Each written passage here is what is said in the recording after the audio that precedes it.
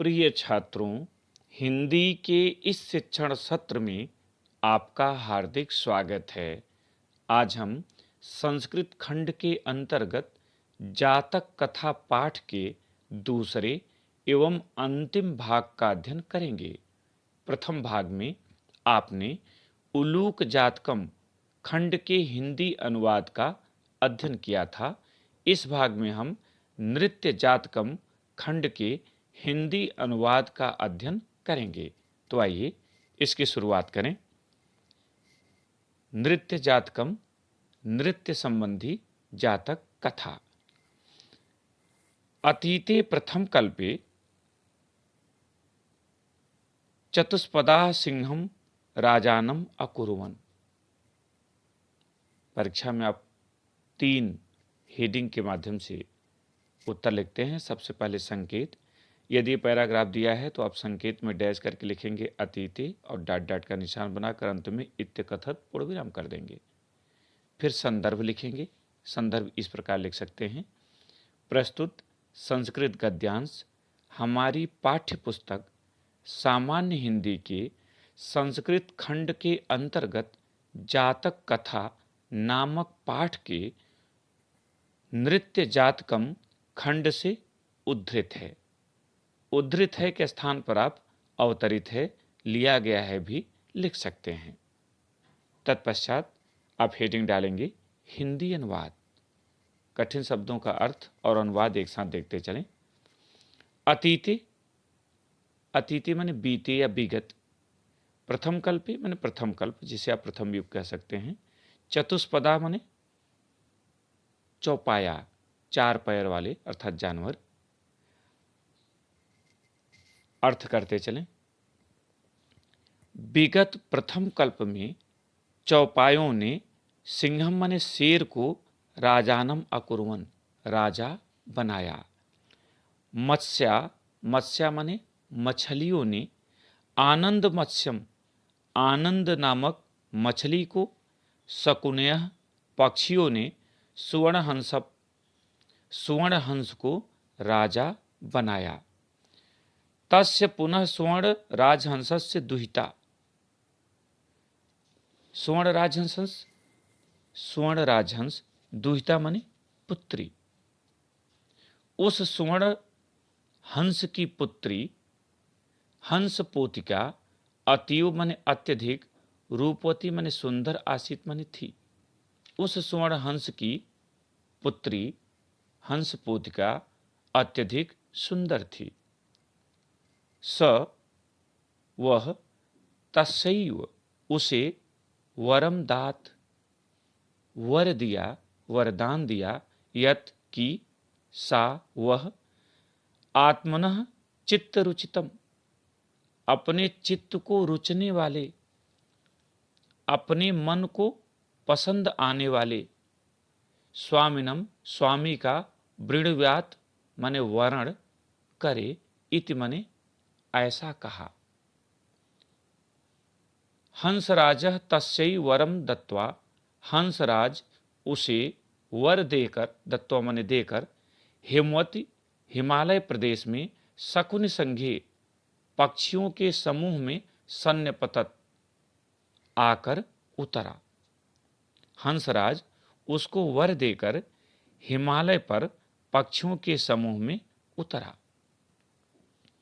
नाना प्रकार हंस मयूरादय, नाना माने अनेक, अनेक प्रकार के हंस, मयूर आदि, शकुनिगणा, शकुनिगणा माने पक्षीगण, समागत्य आकर, एकस्मिन एक, महत माने विशाल, पाषाण तले, पत्थर पर, शिला पर, सन्निपतन, एकत्र हो गए।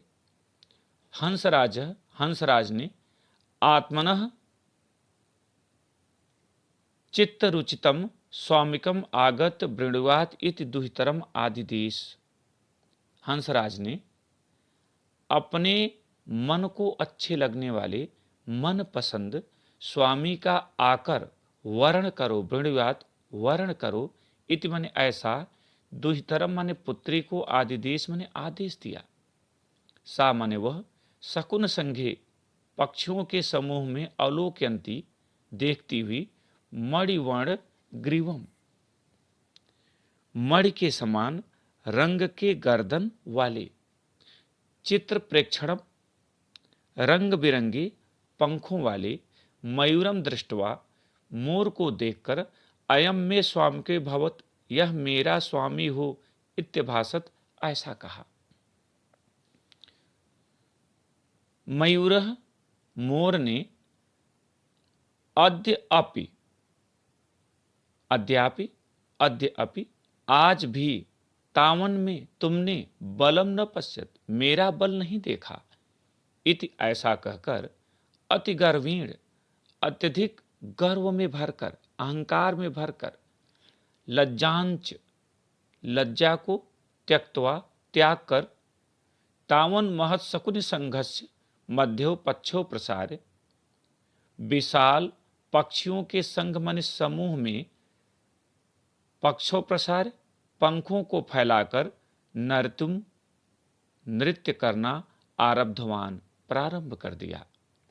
नृत्यंच, नाचते नाचते वह प्रतिच्छन्नो अभूत, नग्न हो गया, पंखों से विहीन हो गया, मीन्स नग्न हो गया।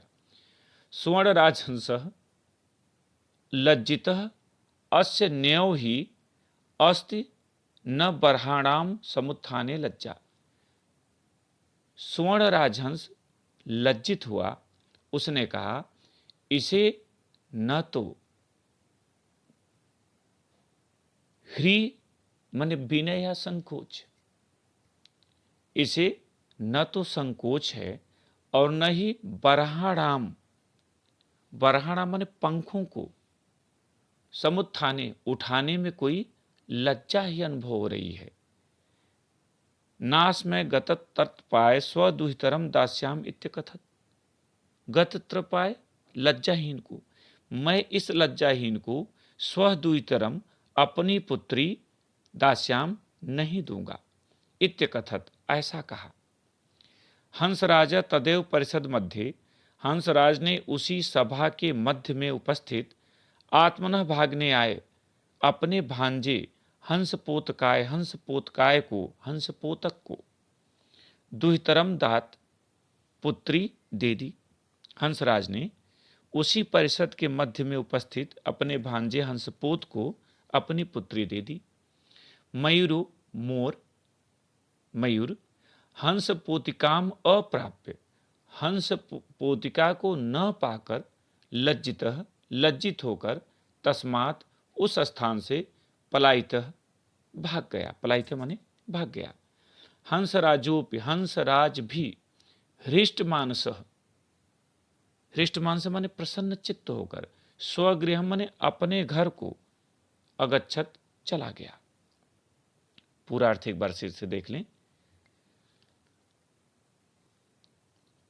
बीते प्रथम कल्प में चौपायों ने शेर को राजा बनाया, मछलियों ने भी आनंद नामक मछली को और पक्षियों ने भी स्वर्ण हंस को राजा बनाया। उस स्वर्ण हंस की पुत्री हंसपोतिका अत्यंत सुंदर थी। उसने उसे वर दिया कि वह अपने मनपसंद पति का वर्ण करे। हंसराज उसको वर देकर हिमालय प्रदेश में पक्षियों के समूह में उतरा। अनेक प्रकार के हंस, मोर आदि पक्षीगण आकर एक विशाल चट्टान पर एकत्र हो गए। हंसराज ने पुत्री को आदेश दिया कि वह आकर अपने मन को अच्छे लगने वाले स्वामी का वर्ण करे। वह पक्षियों के समूह को देखती हुई मणि के रंग के समान गर्दन वाले, रंग बिरंगे पंखों वाले मयूर को देखकर बोली, यह मेरा स्वामी हो। मोर ने, आज भी तुमने मेरा बल नहीं देखा, या आज तक तुमने मेरे बल को नहीं देखा, ऐसा कहकर अत्यंत गर्व से लज्जा को त्याग कर पक्षियों के विशाल समूह के मध्य पंखों को फैलाकर नाचना आरंभ कर दिया और नाचते नाचते नग्न हो गया। स्वर्ण राजहंस ने लज्जित होकर कहा, इसमें न तो संकोच है और न ही पंखों को उठाने में इसे कोई लज्जा ही है, इस लज्जाहीन को मैं अपनी पुत्री नहीं दूंगा। हंसराज ने उसी सभा के मध्य उपस्थित अपने भांजे हंसपोत को अपनी पुत्री दे दी। मयूर हंस की पुत्री को न पाकर लज्जित होकर उस स्थान से भाग गया। हंसराज भी प्रसन्न चित्त होकर अपने घर चला गया। इस भाग में इतना ही। अगले पाठ के साथ फिर उपस्थित होंगे। बहुत बहुत धन्यवाद।